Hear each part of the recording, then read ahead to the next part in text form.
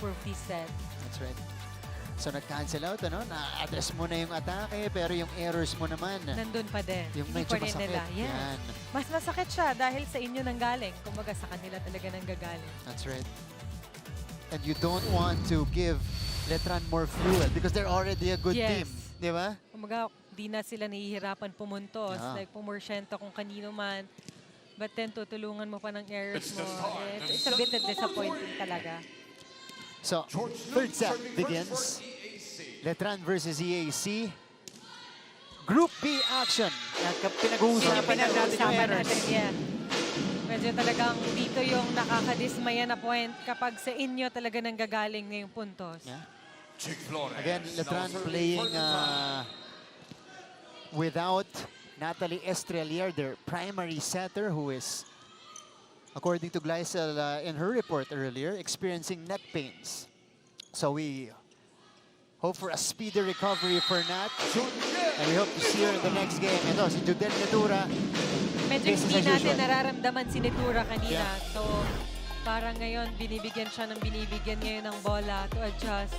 Pero good thing lang din dito sa setter ng Letran dahil lahat talaga nabibigyan ng bola. Bihira yung yung stat natin kanina na na-outgun ang Letran Lady Knights. Especially in a set that they won. So ginawa yun ng EAC kanina. Ooh! So EAC gets their first point of that Dayanan hit. Nakapuntos pa siya. Puntas. Medyo nag-communication sila kanina dito. Pero siya pa din yung pumuntos. Napakaraming moments po dito sa laban natin. Nakikipagsabayan sa mga rally itong EAC. They go to Cara once again. Oh, Silva able to get there, but Judel hindi lang naitawid. Good save sana kay Silva. Pero feeling ko na-amaze na rin Oo. si Netura nung nakita niya na naiangat pa yung bola. Lara May showing us speed, agility. Di ba? Bilis ng tinakbo ni Silva doon. Ito ulit. I'm sorry, she's the back-to-back best libero in the NCAA. Combination. Oy! Still good! Wow! Kahit medyo nag-adjust na dun sa bola na yun, talagang pumuntos pa din. And good na nagkaroon sila ng combination this time. A change in approach for Alex Razonable. Makikita mo talagang pag nagkakaroon sila ng combination play, nawiwindang din talaga yung mga blockers ng Letran. Hindi na-expect ng Letran eh. Yes. And this time, it's a chance ball. Pasa all. Leonelyn Padilla. Lut, tutoriado. Sobra. I think that was Tulo again for the middles. Siguro medyo nahihirapan lang din talaga mag-adjust yung mga middles dahil yun nga, yung game plan ni coach is like mabilis talaga. But then yung height talaga nila is very complicated talaga sa mga ganong set. Yeah. Let's see. Razonable. Vane. Regalo. Necessary. Gives Letran back the lead. It's another toe-to-toe start between these teams. And Sari just took advantage right in front of the net. Dequilia will come back in, replacing George Lut. We'll see if makaka-adjust ulit dito yung mga middles nila. Kanina si Dequilia, okay yung connection niya sa gitna. Yes. Diba? Lahat puntos. And here she is, passing it to Razonable, who goes long. That's it. For Razonable. I think yun talaga yung nagiging discarte niya when it comes sa mga, pag nakikita niya na-establish talaga yung blockers ng kabila, talagang hinahabaan niya yung palo niya dahil yun yung nakakapunto sa kanya eh. Kasi alam niya, pag binaon niya, talagang block siya. Tabla tayo. Sari! Sari. Wow! A lot of heat on that attempt from Vanessa Sari. It's a powerful hit for Sari. sa approach pa lang, talagang alam mong, tsaka lumipad siya eh. Oo, lumipad. Yan yung kilala natin na Oo, Vanessa eh. Sari. She scored 37 points last season against Arellano, which set the record before it was broken at the end of the year by player from Mapua. Hold on. Okay. Oh! Katandem ni Rica Blanca. Vanessa Sari, though, committing the attack error. Attack error from Sari. Si Freya Garcia, yung naka 38 points pala. Ayan. But it was a good intention for Sari kasi nakita niya na talagang nasa cross-court na yung mga blockers niya. Yeah. Pero sumobra lang talaga. Nag-adjust siya, no? Dun Oo, sa atake down the niya. line eh. Now serving for EAC. 5 Ganda all. sana eh. Ganda sana nung follow niya doon eh. Lumihis lang. Pero ito, Attack. lumihis din. Yung serve naman ni Diana. They're really having a hard time sa service kanina pa since nung first set. Yeah. Talagang hindi nila makuha pa yung consistency when it comes to service line. So, Judiel. Dayanan takes it back to EAC side here. Si Di Andres ang pumasa kay Razonable. Vane. That was a good set though for Ventura. Medyo grabing angle lang talaga yung ginawa ni Vane doon. Yeah. Feeling ko na-overwhelmed siya sa set ni Ventura eh, no? Ang ganda nung bato eh. Ito. Sobrang lumihis niya. Tinry niya, tinry niya talagang ilihis. Kita mo sa reaction ni Vanessa Sari na medyo nang hinayang. Oo. Diba? Flores. Back to Sari.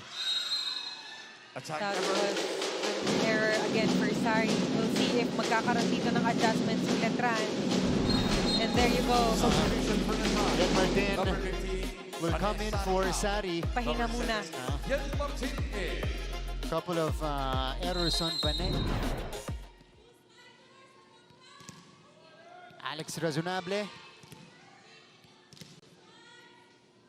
will serve. Good service. Kanina pa si Alex Judel. Here's Pasaol opting to give up the free ball. Martin. Martin. Off the bench. Talagang hinampas niya na lang sa ibabaw. Instant point off the bench from Yen Martin. Iba talaga pag meron kang puntos agad, no? Panggaling ka ng bench. Talagang magtutuloy-tuloy yung magaganda mong gagawin eh. Yeah. And she had to replace Vanessa Sari. So, may konting pressure. Yun lang. Pero, pagkatapos nun, Service goes out. nag-service error siya. So, that will give EAC their 8th point. We go to this break. Pagbalik po natin. May hatid sa ating kwento si Glycel Galpo. Lady Generals.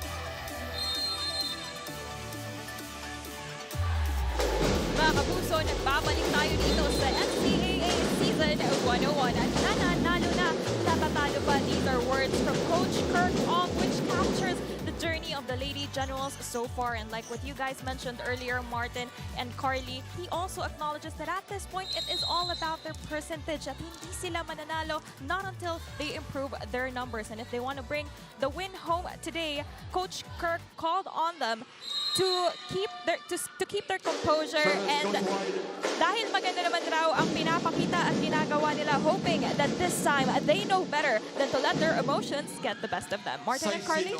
Thank you so much, Glycel Galpo. Well, isa yan sa growing pains ng isang batang team. You know, how to maintain your composure, especially if you're going toe-to-toe until the end of the set. Diba? Yun din lang talaga, no? Yung sinasabi ni Coach na kanina, no? Nandun na sila eh. nandun na yung pumupunto sila, but then yun nga, yung sarili lang talaga nilang errors yung pumapatay sa kanila, especially sa mga crucial moments. Yun. On deck to How serve do you the keep Golden your Generals. emotions in check? You know, how do you maintain that neutral ground? Yan yung matututunan nila. 9-8. Balik ang abante sa Lady General. Soft touch from Padilla, pero naiangat. Panggaan doon si Silva at Martin. Here's a chance ball. Pasaol. Flores to Panangin. Back set. Dayanan. You like Dayanan. I like the switch up of Tequila. She was running and then she Binato reversed niya. it. Oh, Binato niya kay Dayanan. look at the pancake save by Tequila. She did everything in this rally. Yes. Ayun, oh. Opposite setting is a must talaga. Talagang pagka alam mong aggressive yung mga blockers mo, pag in-opposite setting mo talaga, alam mong porsyento talaga. Yan. 10-8. Ooh! That was Akas. outside. Service goes out. Na-overwhelmed sila when it comes to service. Siguro naiisip na ni Coach dito, alam ko na yung iti-training natin next. Oh. Flores now serving for Letrán. Kasi ganun kami. Ganun kayo. Oo. Service agad, ano? Pag alam namin ang pinakamaraming errors talaga namin, service. At talagang mag-umpisa kami, service. Dayanan. Hindi liyamado ka doon. Ha? Kasi doon ka magaling eh. Sa Eh, kasi service. ano, Liyamado ka doon. hindi, kawawa yung mga teammates ko Okay, kasi okay. medyo boring yung part na yun eh. Kung service lang, wala. Talagang pinapaano sa amin. Hindi, magsiservice lang kayo ngayong araw dahil ito yung wala nung game. Ang exempted lang siguro sa EAC, si Razonable. Yes. Solid eh. Sobrang consistent niya when it comes to service. 11-9. Oh, Judiel. That's This out. one went out. Muntikan pa. 10-11. We haven't played a lopsided set. You know, it's been close throughout. Panangin. Sharp serve. Dayanan. Martin is That's it! shut down. Yes. Alam niya eh. Alam ni Toriado na talagang papasok yan. We told you, that's one of the specialties of this EAC team. They don't have enough offense, but net defense, they're #1 in the competition. Hindi talaga maaalis sa kanila to. Yeah. Judiel unleashing a furious spike. Medyo bumibilis na din yung mga opensa ni Natura. Kanina, nakikita natin, pinapatama lang sa mga kamay. Ngayon, talagang nilalabanan niya na yung mga blockers ng EAC eh. Yeah. 11-12. Leonilin. Derecho kay De Andres. Razonable rises and scores. Razonable. Wow! EAC maintaining their lead. Oh, lead na ang EAC. Dalawa. Dalawa. 13-11. Alex Razonable providing the much-needed scoring punch. Flores. Judiel, good reaction, pero lumabas. Etong dig ni Pasaol. Parang pag pumapalo si Judiel, parang wala lang eh. Makikita mo, hindi mo mabasa kung yun na ba yung best niya or meron pa ba? Kaya medyo nakakatakot din eh. Hindi mo rin talaga pwedeng pabayaan. Very nonchalant, Nonchalant. neutral. Tsaka poker face lang si Oo. Judel eh. Sobrang simple volleyball lang talaga siya. Yeah. Martin this time will take it and she will score and tie the set. Ang bilis. Makikita mo pag talagang lumamang ang EAC, ang bilis na habol ng Letran. Yen Martin. And from the open spot, 13 apiece here in the third.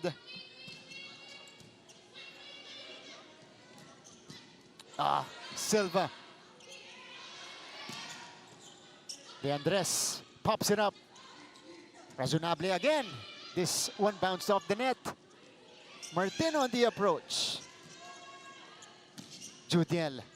Nandun si Pasaol sa likod. Razonable had to drop it. Martin. Oh, Yan Martin able to power it through. Letran with 3 straight points. Medyo nahihirapan ako Kasi magaganda Kumbaga parang dito sa Letran, kalat talaga yung mga nagbibigay talaga ng puntos. So, we don't know. Nahihirapan ka pumili. It's a ng team best effort player. talaga, yeah. 14 to 13. Ooh. Razonable. They go to Celorio here. Dequilia to Ramos. Wow. Oh, That was out. Sayang yun. Ball goes out. I like that hit by Ramos because it was so unpredictable. Oo. Di ba? Hindi mo masabi. Hindi mo Hindi mo masabi. nasabi. Kasi parang running, naabuelo na. Biglang nilihis. Oo. 14 Talagang all. match talaga sila no? Alex Razonable is back to serve. Can EAC take back the lead? Good first ball by Panangin. They go to Martin here. Pasaol. Nandun si Martin. T-ball for Nitura. Tracked down by Razonable. Pasaol again will try. Denied. Dayanan. Oh, this one went straight to the net. Not over. Medyo nahihirapan na rin siya mag-adjust doon. Parang nasa ilalim na siya ng bola.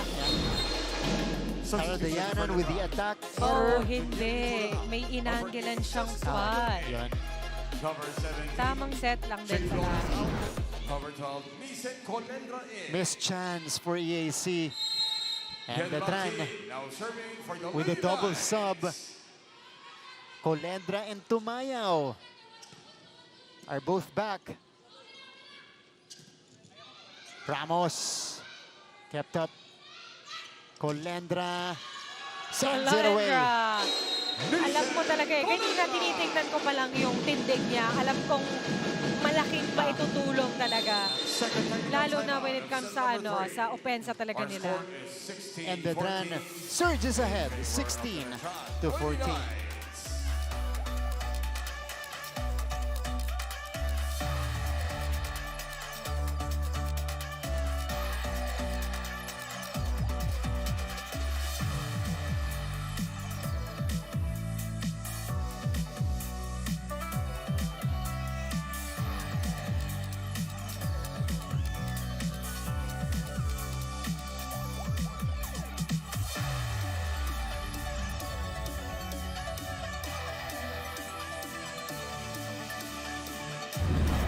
NCAA Season 101 on Heart of Asia.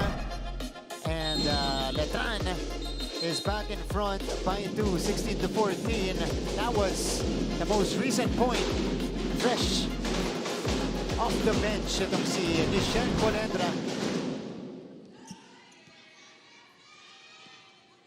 And now, let's see if Letran can finish things off here. That hasn't been the case though in this match dahil bumabalik lagi ang EAC. Pasaol. Panangin. Panangin! Oh! Wow! Iba yung braso ng mga spikers ng Letran. Talagang pag tinamaan ka nito, talagang sabog talaga yung bola sa'yo. Totoo. Braso kasi kung braso no? Etong tandem ni Colendra at Colendra, Panangin. yes, Yan. totoo. Both coming off the bench. Talagang kargado. Yung mga atake. Ooh! Ramos, finally. Marinel. Kanina pa din niya kinukuha ulit yun Nag-adjust siya. Medyo nag-adjust din ulit siya sa set ni Dequilia. But Number 10, finally. Marinel Ramos out. But she's had better success when Yes. Dequilia is on the Yes. floor. Nag-a-adjust talaga siya sa mga Erica sets. Budonal on deck to So serve for Erica the Lady Budonal Generals. is back to serve. At EAC's front line, we have the rookie Ashley Toriado. Panangin. Had to change it up. Pasa all. Went back to their side. Uy! It is still going. Dequilia. Oh! Toriado. Good play from Tequila. Off the Wow. back quick. Parang kanina pa natin inaantay yan. Yan. Kaya yata yung pinakamalinis ng palo ni Toriado. Score is 16, serving 17. And you can tell, Yes. hindi in-expect ng Letran yun. Oo. Di ba? Nobody in front of Toriado. Wala. Yeah. Budonal. Colendra. Not Oh, over. Second Now tied again. 17 all. We told you. You can relax in this game. Yeah. We told you. Di ba? Hindi masyadong nakakaarangkada ng husto ang Letran. EAC is fighting back. Colendra.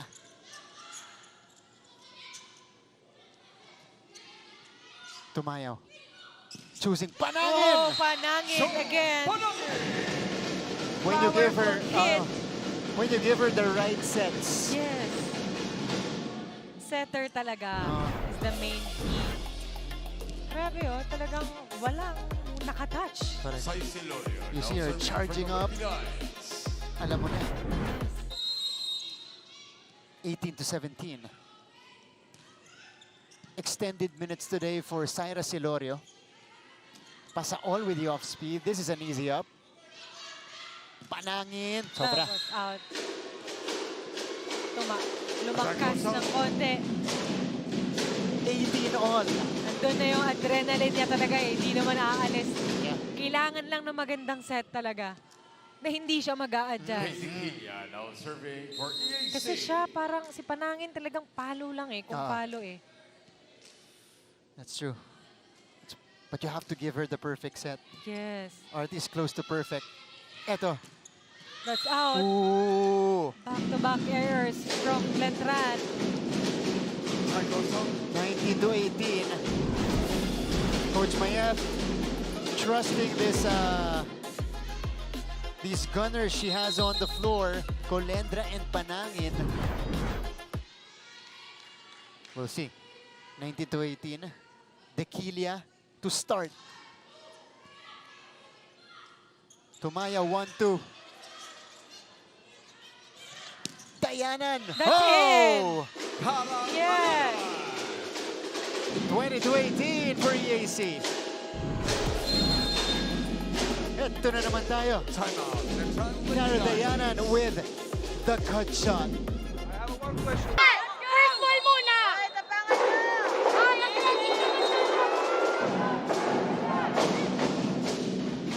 Team consultant Alexi Lakshmi just hyping up the girls. You know, just Panggising lang. gising lang, yan. Dahil dito, abante na po ang EAC Lady Generals. Hey, Dequilia still serving. 3 straight points. And it is Dequilia getting extended time at the service area. Oh, what a serve! Still good. Oh! Chance, drop, still alive. Short set again. Both teams scrambling. Oh, the finally. The bailout from Colendra. Muntikan na yun. Number 12, Nissan Colendra out. Parehas 50-50 sa dalawang Yes. teams natin. Number 8, Ito, but Letran just did not give up. Nishan Colendra with a put away. Chick Flores now Judiel Natura is back on the court. Alongside Flores, who has been the primary center for Letran this afternoon. Dayanan. Chance again for EAC. Pasa all! Wow. Angel Puto. Iba din yung naging kumpiyansa ni Pasawal kanina since grabe din yung trust ni Dikilia na binigay niya. Yeah. Why not? Can EAC Angel Pasao. finish the No job? serving. Pasaol will now come from the service line. Difficult first ball. Judiel Whoa! is shut down. But it's still going. Good effort from Silva. Cara with a drop. Wow! What an adjustment from Cara Dayanan. Good adjustment from Dayanan. Smart play. Timeout. Letran A Lady 3-point Knights. lead. Credits also to Toriado for that blocking. That's true. And Cara Dayanan Pakiusap po sa ating mga recognizing that there was Muna nobody natin sa mga players behind the blockers. habang naglalaro sila sa court. Maraming salamat po. Isang receive muna. Over tayo, ha? Tara, tara, tara! Lari mo! EAC is 3 points away from taking a set from the Group B leaders, the Letran Lady Knights. I really love how Coach Mayet is handling her players. Talagang pinapakalma niya. Like, there's nothing to worry. Maglaro lang kayo dyan sa loob ng court. She is just all smiles here. Even in a tense situation like this. Netura on the wind-up. Cara Dayanan. Dayanan again! Oh, she has been delivering in this stretch. Talagang nag-iinit na siya this set. And good thing, si Dikilia, alam niya kung sino ang porsyento na bibigyan niya. I was about to say, credit also that to Dikilia na patuloy pinupuntahan itong si Dayanan. Nitura off But the block. Nitura, Nitura. hindi na daw.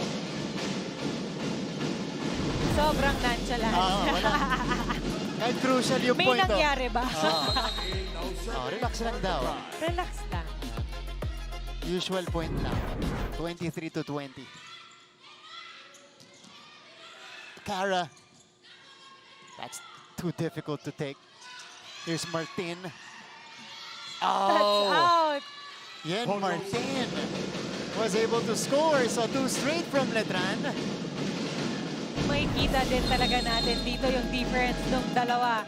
Like, alam natin kung yung EAC na pag ganitong moments na talagang makikita mo yung weakness nila when it comes to crucial point. Sila yung 23, tumayaw. nakabot tayo 23. 2 points away, hindi natin magawa. Man, Yes, yes, 23 points na gawa natin. One good pass. Isang magandang pasa. Babato lang natin kay Nitura. Go! Tagal nyo na.